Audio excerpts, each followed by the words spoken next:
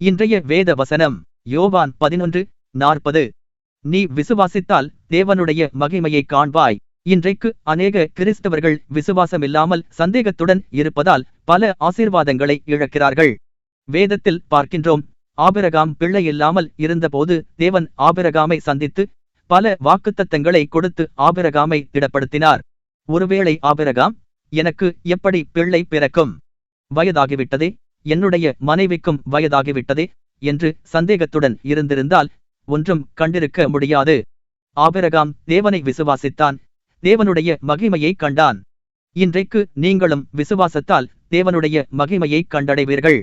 எப்படி ஒரு போட்டியில் வெற்றிக்காக ஓடிக்கொண்டிருக்கும் போது நீங்கள் வெற்றி அடையக்கூடாது என்று ஒரு சிலர் உங்களை கவனத்தை சிதறடிப்பது போல, உங்கள் விசுவாசத்தில் சாத்தான் பல சந்தேகங்களை கொண்டு வருவான்.